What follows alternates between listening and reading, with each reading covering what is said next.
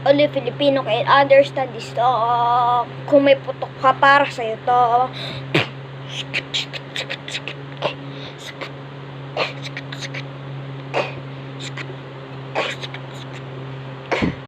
Pamela, one bomba mo ay dumaan. Pamela, 2 ang kamay ganito.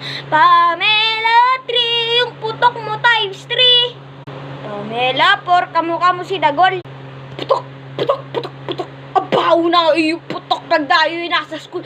Ang putok mo'y nanununtok. Ang ilong ko'y nagmumukmuk sa baho ng iyong putok. Putok.